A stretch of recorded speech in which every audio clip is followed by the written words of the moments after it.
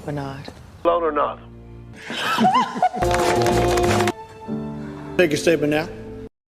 Movie की शुरुआत में हम देखते हैं कि एक आदमी हैट पहने खड़ा है। इसकी हैट से कंफ्यूज मत होना, इस हैट के पीछे एक टॉप बिजनेसमैन छुपा हुआ है। इस ब्लैक बॉय का नाम बर्नार्ड है और ये जूते चमकाता है, लेकिन वो हर जगह बहुत ध्यान देता है। उसने अपना शू स्टॉल बैंक के बाहर लगा रखा है ताकि उसके सारे कस्टमर्स अमीर लोग हों। वो उन पैसों की परवाह नहीं करता जो उसको जूते चमकाने से मिलते हैं। वो जूते काफी धीरे पॉलिश करता है ताकि उसको बैंक के सीक्रेट्स पता चल सके जिनकी व्हाइट लोग बात करते रहते हैं। जैसे वो लोग चले जाते हैं तो वो लड़का सब कुछ एक नोटबुक में लिख रहा होता है। उसे फाइनेंशियल नॉलेज चाहिए जो उन लोगों से सुनता है। काफी छोटी उम्र में ही उसे ये पता चल जाता है कि उसका सपना एक बैंकर बनना है। 1939 टेक्सास की वो जगह, यहाँ काले लोगों से भेदभाव किया जाता है और उन पर काफी अत्याचार होता है। बर्नार्ड के पापा उदासी से कहते हैं कि उसका सपना कभी पूरा नहीं हो सकता, लेकिन बर्नार्ड की आंखें सभी मुश्किलों के बाद भी एक कठोर संकल्प दिखाती हैं। 15 साल बाद बर्नार्ड बड़ा हो जाता है और अपनी वाइफ यूएंस और बच्चों के साथ लॉस एंजलिस चला जाता है। यहाँ डिस्क्रिमिनेशन इतना ज्यादा नहीं था जितना कि घर पर था, इसीलिए बर्नार्ड ने यहाँ पर अपना बिजनेस शुरू करना चाहा।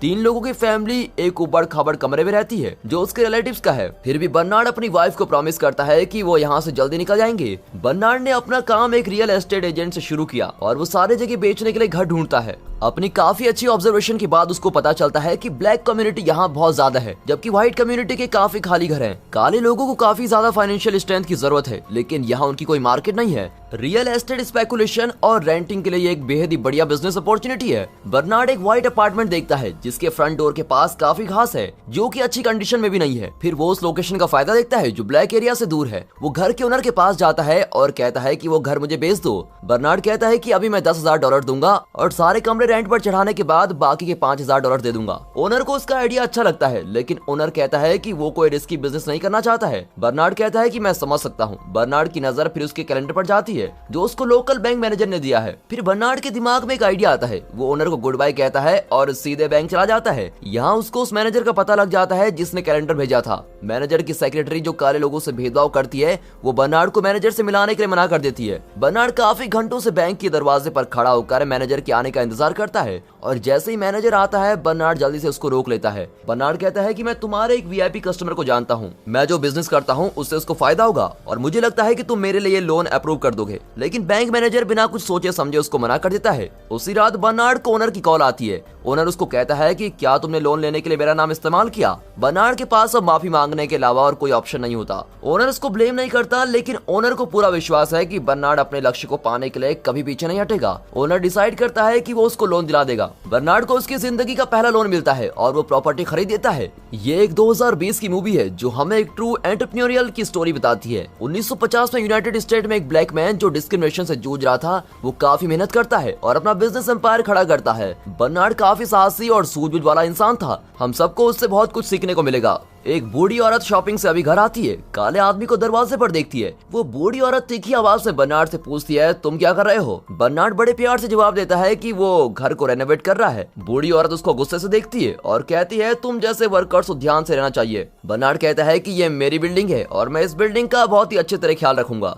बिना कुछ कहे वो औरत गुस्से में अंदर चली जाती है और उसके बाद पुलिस आ जाती है। पुलिस बर्नार्ड को कहती है कि उनको उस बूढ़ी औरत ने बुलाया है और तुम इस बिल्डिंग के ओनर होने का दावा कर रहे हो। बर्नार्ड रियल एस्टेट सर्टिफिकेट की कॉपी पुलिस को दिखाता है। ऐसा लगता है कि उसको प्रॉब्लम का पहले से पता चल गया था, इसलिए वो पहले से ही प्रिपेयर था। पुलिस को रियलाइज होता है कि ये प्रॉपर्टी बर्नार्ड की है और पुलिस चली जाती है। उस रात बर्नार्ड वापस अपने अपार्टमेंट में आता है। वैसे ही बूढ़ी औरत उसको वहां से जाने के लिए कहती है क्योंकि ये कोई टाइम नहीं है रेनोवेशन का। बर्नार्ड उसको बहुत प्यार से जवाब देता है कि वो अब कोई रेनोवेशन वर्कर नहीं है, वो इस घर का ओनर है। बूढ़ी औरत हक्की बक्की रह जाती है और कुछ दिनों के बाद वो गुस्से में घर छोड़कर चली जाती है क्योंकि वो काले लोगों के साथ रहना पसंद नहीं करती है। जैसे ही वो औरत घर छोड़ती है, बर्नार्ड अपना घर एक ब्लैक लेडी को रेंट पर दे देता है। ब्लैक टेनेंट मार्केट काफी बड़ी हो जाती है जैसा उसने सोचा था और जल्द ही सारी बिल्डिंग भर जाती है। बर्नार्ड इसके पहले ओनर को बाकी के पैसे लौटा देता है। पहला ओनर बर्नार्ड की काफी तारीफ करता है और उसको अपने साथ बिजनेस करने का ऑफर देता है। बर्नार्ड एक घर पसंद करता है और उसकी इनकम कैलकुलेट करता है। पुराना ओनर ट्रांजेक्शन की बातचीत करके कॉन्ट्रैक्ट को साइन कर देता है और व्हाइट लोगों को नहीं पता होता कि वो ब्लैक लोगों के साथ बिजनेस कर रहे हैं और रेवेन्यू को डिवाइड करेंगे। बर्नार्ड इसके लिए मान जाता है और उन दोनों के बीच समझौता काफी अच्छी तरह से चल रहा होता है। वो दोनों काफी जल्दी बहुत ही ज्यादा पैसा कमाने लगते हैं। बर्नार्ड अपार्टमेंट से मैंशन में शिफ्ट हो जाता है और अपनी फैमिली को खुशहाल जिंदगी दे देता है। दिमाग से फाइनेंशियली सोचना, ज्यादा प्रॉफिट कमाना, ये उसके अल्टीमेट गोल्स रहे हैं। हालांकि जिंदगी कभी एक जैसी नहीं चलती, मुश्किलें कभी भी आ सकती हैं। पहला ओनर और बर्नार्ड का पार्टनर काफी बूढ़ा हो चुका है और कुछ सालों बाद अचानक से मर भी जाता है। कंपनी में उसकी इक्विटी उसकी वाइफ को मिलती है। उसकी वाइफ ब्लैक लोगों से काफी भेदभाव करती है और बर्नार्ड के साथ कोऑपरेट नहीं करती। वो बर्नार्ड से नफरत से उसके सारे शेयर्स काफी सस्ते में खरीदना चाहती है। अगर बर्नार्ड मना कर देता है तो वो उस पर मुकदमा चला देगी। और उस जमाने में यहाँ व्हाइट और ब्लैक लोगों में भेदभाव किया जाता है। आपको क्या लगता है जज किसकी साइड लेगा? बर्नार्ड को यह गलत बिहेवियर पसंद नहीं आया, इसलिए वो कोर्ट जाने का डिसाइड करता है। लेकिन अब उसे कोई ऐसा शख्स चाहिए जो उसके पुराने ओनर के साथ के रिलेशनशिप को टेस्टिफाई कर सके। वो बैंक मैनेजर के पास जाता है, लेकिन वो पहले से ही पुराने ओनर की वाइफ के फेवर में होता है और बर्नार्ड को इग्नोर करता है। बहुत ही ज्यादा निराश होने के बाद बर्नार्ड बैंक में खड़े होकर चारों तरफ देखता है और साफ सुथरे बैंक में भेदभाव चारों ओर दिखाई दे रहा होता है। सिर्फ उसकी स्किन के रंग की वजह से उसका हमेशा तिरस्कार किया जाता है। जब भी वो बैंक में जाता है ऐसा ही होता है। ये सब सोचते हुए बर्नार्ड की माइंड में एक आइडिया आता है। वो देखता है कि वो बिल्डिंग में 4 बैंक हैं और चारों के दरवाजे काले लोगों के लिए बंद है। बर्नार्ड के माइंड में एक जीनियस आइडिया आता है, अगर वो ये पूरी बिल्डिंग ही खरीद ले तो देखते हैं कि मेरे साथ कौन भेदभाव कर सकता है। इसलिए बर्नार्ड लॉस एंजलिस में ब्लैक रियल एस्टेट डेवलपर जोई को ढूंढता है और उसको अपना प्लान बताता है। पहले उसको लगता है कि बर्नार्ड का दिमाग खराब हो गया है, क्योंकि बिल्डिंग का प्राइस काफी ज्यादा होता है और कोई भी ब्लैक पीपल लॉस एंजलिस में इस जमीन को नहीं खरीद सकता।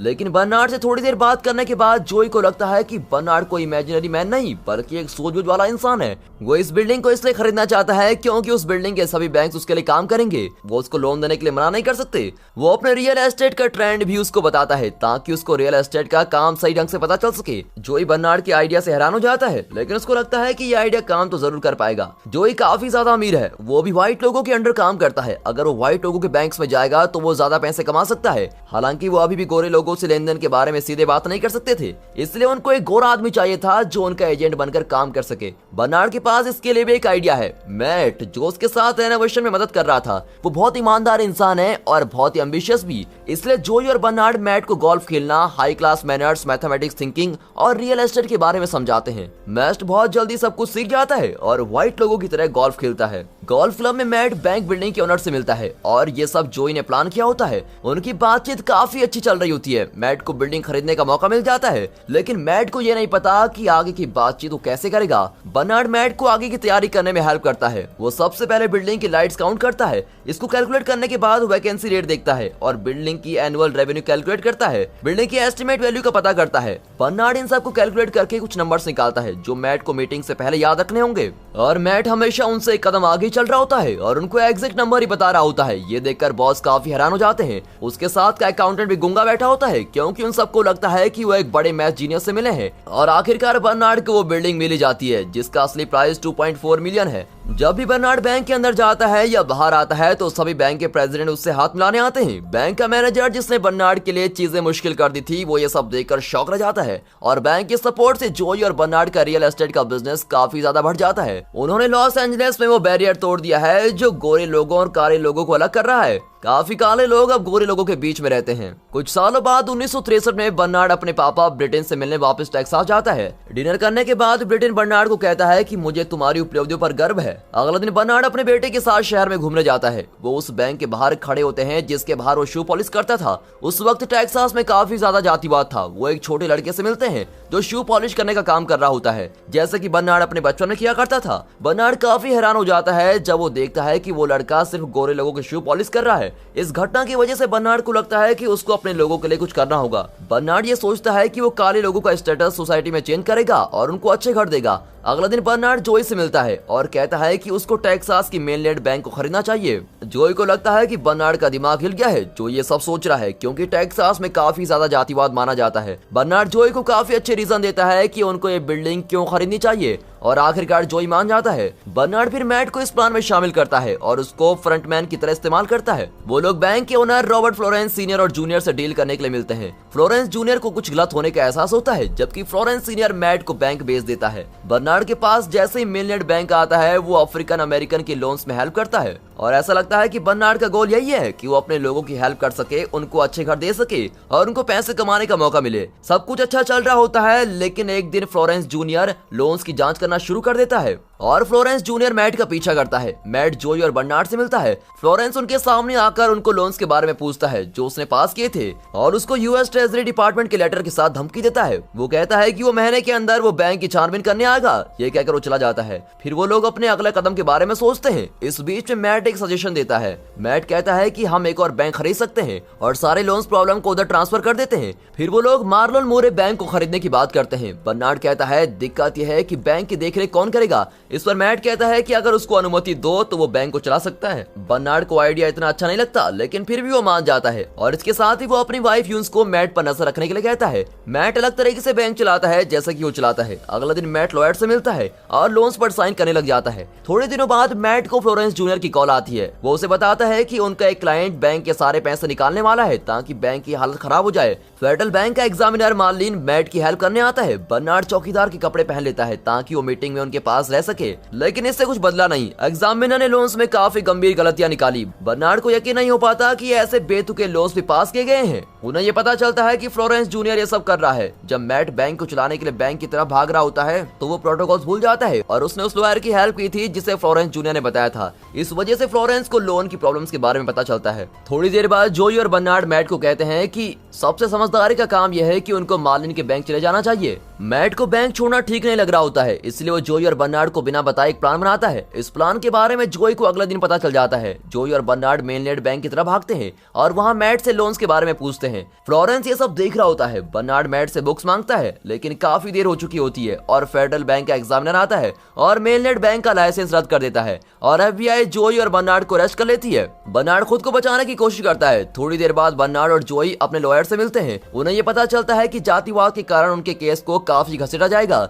इसी दौरान मैट खुद को बचाने के लिए अपने साथियों के खिलाफ गवाही देने के लिए सीनियर मैकलेन से बातचीत करता है। मैट अपने अगला कदम के बारे में सोचता है और एक फोन कॉल करता है। मैट माइकलन के सजेशन को फॉलो करता है और अपने साथियों के खिलाफ सेनेट की सुनवाई में झूठी गवाही दे देता है। थोड़े दिनों के बाद बर्नार्ड माइकलन से मिलता है और उसके प्रपोजल के बारे में सुनता है। वो बर्नार्ड के सामने चॉइसेस रखता है कि उसके साथ एक सौदा कर ले और मैट की गवाही की पुष्टि कर ले। बर्नार्ड को जो बोलना है वो बोल दे और जेल चला जाए। आखिर में बर्नार्ड वही करता है जो उसके दिल में काफी सालों से होता है। वो जातिवाद के बारे में बोलता है। सुनवाई के बाद जोई और बर्नार्ड की सारी प्रॉपर्टी को नष्ट कर दिया जाता है और उनको फेडरल जेल में भेज दिया जाता है। फ्लोरेंस जूनियर मेनलैंड बैंक को काफी कम कीमत में खरीद लेता है। इसी दौरान मैट पर भी कोई चार्ज नहीं लगाया जाता। कुछ सालों बाद जोई और बर्नार्ड जेल से बाहर आ जाते हैं और यूएस को उन दोनों को देखकर काफी ज्यादा अजीब लगता है, क्योंकि जोई और बर्नार्ड अपना सब कुछ खो देने के बाद भी बहुत खुश थे। उनका कहना था कि उन्होंने कुछ भी नहीं खोया क्योंकि बरमास में उनके पास अपनी प्रॉपर्टीज है। यूएस को इस पर यकीन नहीं होता और बर्नार्ड से पूछती है ये सब कैसे हुआ। ये सामने आता है कि जिस इंसान को मैट ने उस रात कॉल की थी गवाही देने से पहले वो बर्नार्ड था। मैट फिर बर्नार्ड को सेनेटर की डील के बारे में बताता है और माफी भी मांगता है। मैट ने बर्नार्ड को सेनेटर की डील के बारे में बताया था और माफी मांगी थी। इसके बदले में बर्नार्ड उससे एक फेवर मांगता है और बमास में 2 प्रॉपर्टी खरीदने को कहता है। और दोस्तों इसी के साथ ये मूवी खत्म हो जाती है और हम देखते हैं कि जोई और बर्नार्ड की जो रेजिडेंशियल प्रॉपर्टी थी वो हाउसिंग सेग्रेगेशन के लिए यूज की गई थी।